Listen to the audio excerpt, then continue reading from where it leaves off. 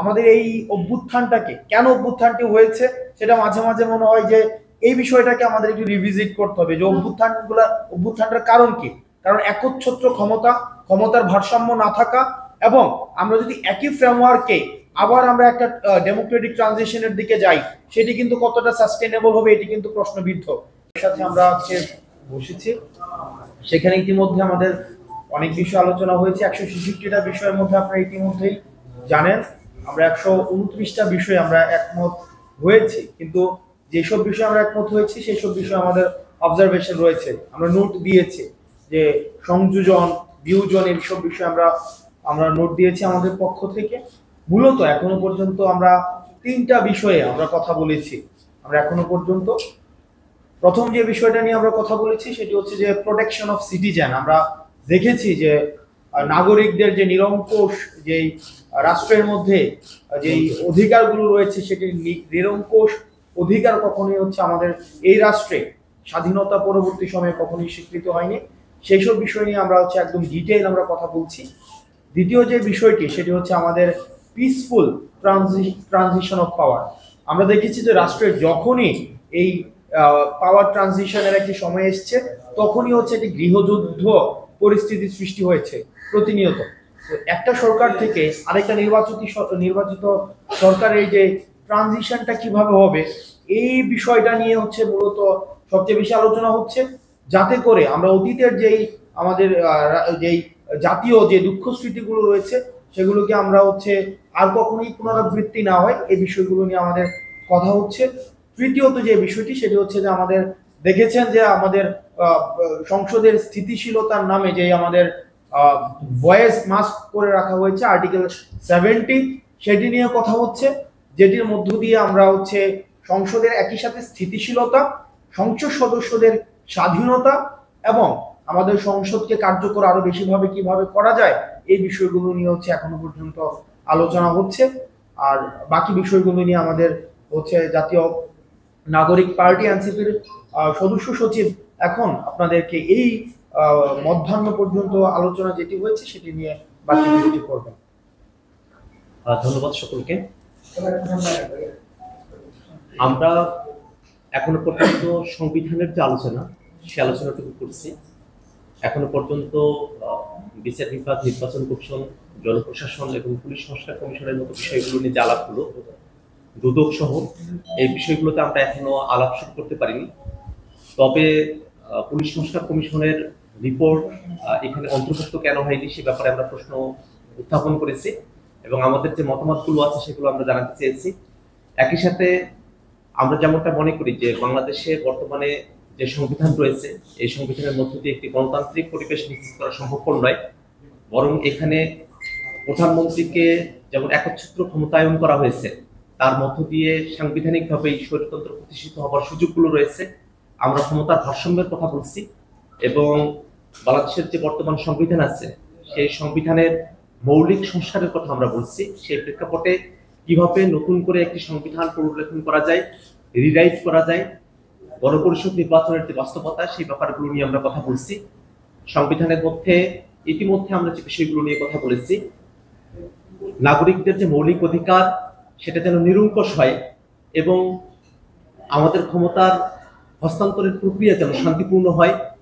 একই সাথে আমরা বাংলাদেশের বিদ্যমান যে রাজনৈতিক কাঠামো আছে সেখানে শুধুমাত্র আইন প্রণয়নের ভিত্তিতে নয়, যেন রাজনৈতিক দলগুলোর মধ্যে সহাবস্থান এবং আস্থার ভিত্তিতে আমরা ক্ষমতার হস্তান্তরের যে প্রক্রিয়া আছে সেখানে আমরা ঐক্যমত্যে পৌঁছাতে পারি সেই ব্যাপারে আমরা গুরুত্ব আরোপ করেছি, আমরা কথা বলছি। আমরা আশাবাদী যে আমাদের মধ্যবর্তী যে আলোচনার বিরতিতে আমরা এখন আছি এর পরবর্তীতে আমরা আরো আলোচনার মধ্য দিয়ে আজকের যে আলোচনাগুলো আছে সেগুলোর আমরা একটা ফাইনাল কনক্লুশন আপনাদের সামনে আমরা উপস্থাপন করতে পারবো। এই পর্যায়ে পর্যন্ত আমাদের এই পর্যন্ত আলোচনা হয়েছে। আমাদের আলোচনা শেষ হয়ে আমরা আমাদের পূর্ণাঙ্গ ব্রিফ আপনাদের সামনে উপস্থাপন করব।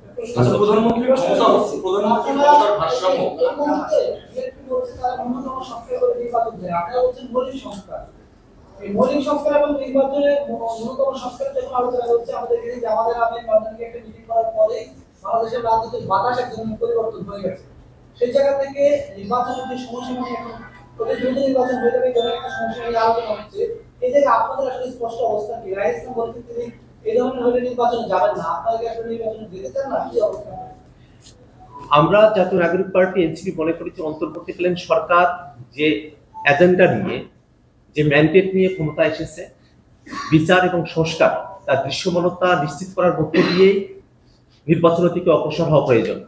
নির্বাচন অবশ্যই হতে হবে, কিন্তু তার আগে বিচার এবং সংস্কারের দৃশ্যমান রোডম্যাপ সরকারকে উপস্থাপন করতে হবে, বিচার এবং সংস্কারকে দৃশ্যমান করতে হবে।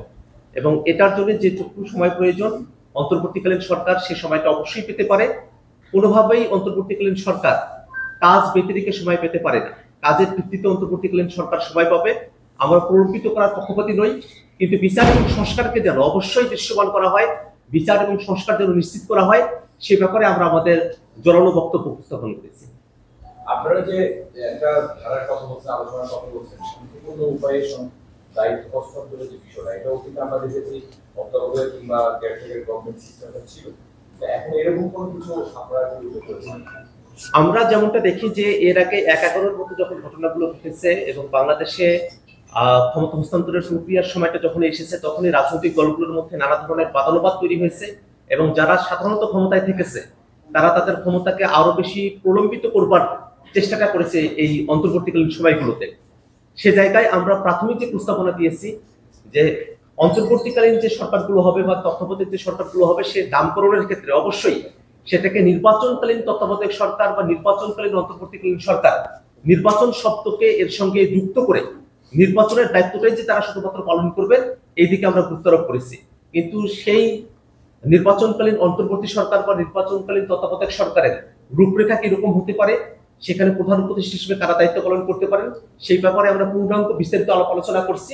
আমরা পরবর্তীতে এই মুহূর্তে আমাদের সেই আলোচনাটা চলছে, আমরা আলোচনার যখন কনক্লুশনে আসবো তখন আপনাদের কাছে বিস্তারিত আমরা উপস্থাপন করব। অতীত যে আওয়ামী লীগ সরকার এবং তাদের যারা ক্ষমতার অংশীদার ছিল, গণপরিষদ নির্বাচন কথা বলেছেন, বলছেন আগামী জাতীয় সংসদ নির্বাচনে গণপরিষদের মাধ্যমে হতে পারে। জাতীয় সংসদ নির্বাচন এবং গণপরিষদ নির্বাচন কিভাবে মার্চ হবে আসলে? এটা ব্যাখ্যা কি? আমাদের আচ্ছা, এখানে হচ্ছে একটা বিভ্রান্তি হয়তো তৈরি হয়েছে বিভিন্ন সময়। সেটা হচ্ছে যে এমনটা হচ্ছে যে আমরা দুইটা নির্বাচন চাচ্ছি, এরকম বিষয়টি এমন না, বরং আমরা একটি নির্বাচনই চাচ্ছি, যে নির্বাচনটি একটা আইনসভার নির্বাচন এবং একই সাথে সাথে ওই নির্বাচনটিকেই আবার হচ্ছে গণপরিষদের স্ট্যাটাস দেওয়া হবে। কারণ আপনি জানেন যে যে কোনো ধরনের অ্যামেন্ডমেন্ট কনস্টিটিউশনাল অ্যামেন্ডমেন্ট, সেটা যে কোনো সময় হচ্ছে হাইকোর্টে চ্যালেঞ্জের শিকার হইতে পারে। যেমন আজকে আমরা দেখেছেন যে এখন যেই আমাদের হাইকোর্টে আওয়ামী লীগ সরকার যেই আমাদের হচ্ছে 15তম যেই সংশোধনীটা করেছে, সেটা কিন্তু এখন চ্যালেঞ্জ হয়েছে। তো এখন যেই আমরা হচ্ছে আবার যেই অ্যামেন্ডমেন্ট গুলো করছি, সেটি যে আবার হচ্ছে পরবর্তীতে চ্যালেঞ্জের শিকার হবে না, এবং এটা কনস্টিটিউশনের বেসিক ফান্ডামেন্টাল রিফরমেশনের এখতিয়ারটা সেটা শুধুমাত্র গণপরিষদেরই থাকে। সেই জায়গা থেকে আমরা আমাদের জায়গা থেকে যে দাবিটি জানাচ্ছি, পরবর্তীতে যে নির্বাচনটি হবে ওই নির্বাচনটি একই সাথে আইনসভার নির্বাচন, একই সাথে গণপরিষদের স্ট্যাটাসটা নিয়ে যাদের প্রাথমিক কাজ হবে কনস্টিটিউশনটাকে হচ্ছে রিরাইট করা, এবং একই সাথে সাথে হচ্ছে পরবর্তীতে হচ্ছে তারা হচ্ছে পার্লামেন্টের যে স্বাভাবিক কাজ রয়েছে, যে রুটিন ওয়ার্ক রয়েছে, সেই রুটিন ওয়ার্কটিকে একসাথে চালাবে। না হয় যে আমাদের গণ অভ্যুত্থানের যেই আমাদের আবার আপনারা দেখেন যে কনস্টিটিউশন ফেল করেছে বলেই কিন্তু আমাদের এই গণ অভ্যুত্থানের মতো একটি পরিস্থিতি তৈরি হয়েছে। তো সুতরাং এটির জন্য আর পুনরাবৃত্তি না হয়, সেটির জন্য হচ্ছে আমরা আমাদের জায়গা থেকে এই বিষয়টি বারবার করে পরের নির্বাচনের জন্য চাচ্ছেন, এই আসন্ন নির্বাচনের জন্য নয়। আচ্ছা, আমরা যেহেতু বিরতির সময়টাতে আমরা এসেছি, এটা কি পরের নির্বাচনের জন্য? আসন্ন নির্বাচন, এই সামনের নির্বাচনের জন্য। এই ইস্যুতে বিএনপি সহ অন্যান্য দলগুলো তারা এই বিষয়ে এই পার্টটাতে তারা একমত হয়। সেই জায়গায় কিভাবে ঐক্যে পৌঁছানো সম্ভব এই ইস্যুতে? ঐক্য পৌঁছানো তো হচ্ছে যে আমাদের আলোচনার মধ্য দিয়ে ঐক্য পৌঁছাতে হবে। এটা ঐক্য তো হচ্ছে এটা দলীয় স্বার্থে না, এটা জাতীয় স্বার্থে। আমাদেরকে একটি বিষয় মাথায় রাখতে হবে যে শুধুমাত্র সেই জায়গা থেকে জাতীয় স্বার্থে আমাদের রাজনৈতিক দলগুলোকে বৃহৎ স্বার্থে আমাদের ঐক্যমত্য পৌঁছাইতে হবে। আচ্ছা, যে জায়গাগুলোতে আপনাদের দ্বিমত ছিল আপনাদের আমরা পূর্ণাঙ্গ ব্রিফিংটা আমাদের যখন আলোচনা পুরোটা শেষ হবে তখন এসে করব। মধ্যবর্তী পর্যায়ে আমাদের যতটুকু আলোচনা হয়েছে সেটুকু আমাদের নেতারা আপনাদেরকে ব্রিফ করেছেন। বাকিটুকুর জন্য আমাদেরকে আরেকটা আলোচনাটা শেষ একটা করতে প্রশ্ন হবে। আচ্ছা, আরেকটা